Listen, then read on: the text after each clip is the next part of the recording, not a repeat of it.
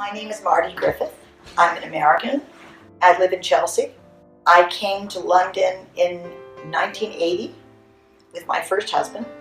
I've lived in London for I'm in my 36th year here. I've been a dog owner for 12 years. I've also met some really interesting people that I probably never would have met because we both had dogs. I have met so many people there from so many different walks of life and so many other neighborhoods. And, we all tend to live in the circles that we either were raised in or the neighborhood we live in or the job we do. There's a local place, a park or a cemetery where we walk, where we meet a lot of dog people, but they live locally. And you tend to like the people whose dogs your dog likes. As I said, everybody has, a lot of people can have children. It's a different thing. The dog thing is, it's because it's this almost like secret, deep secret place of love that only another dog owner could know. It's like sharing a secret.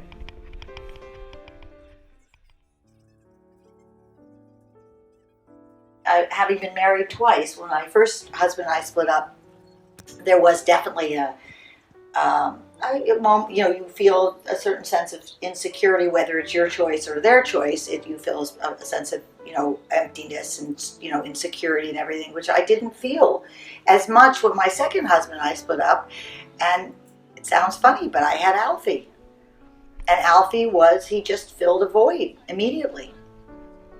I knew that I would have to replace him at some point because the grief was bad enough, but the actual emptiness, the lack of that companionship was the most painful thing.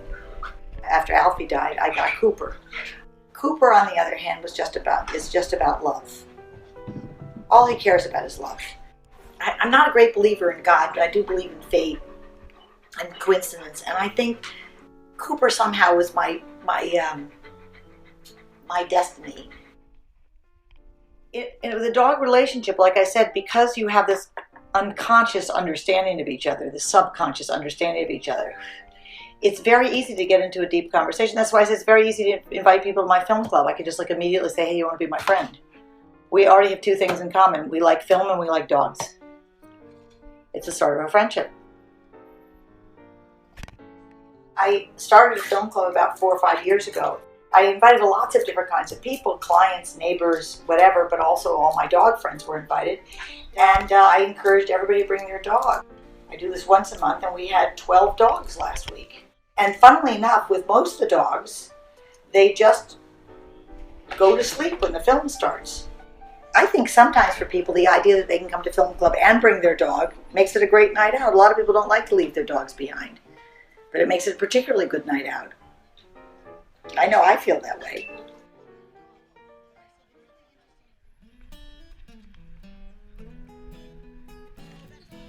One of the nice byproducts of having a dog is you meet so many interesting people through your dog. I have met in the last 12 years that I've been a dog owner, have made lots of very, very deep friendships with people. Seal and I were walking down the street. I was with Alfie, she was with Chica. We're walking towards each other, and we stopped. An Iraqi Muslim from Baghdad, a Jewish girl from New York. We stopped. We already have something huge in common. We both have German Shepherds. We're also then both single women, both living in Chelsea. So as I started to walk away, I turned to her, I said, we should be friends. And she said, you're right. And that was it. That was the beginning of a beautiful friendship.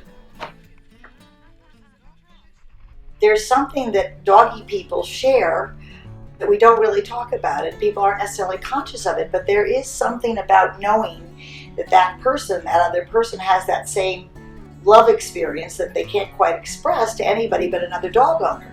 And having shared that, that's already a big bond between human beings. There are many more single people than there used to be. Some people may never marry, some people may never have children. We live in a busy world and people live in a more disparate life than they used to. We don't live near family. Travel and whatever, some of us particularly who've lived are not living in our home countries or our home cities, very often find ourselves alone. And being alone is lonely sometimes.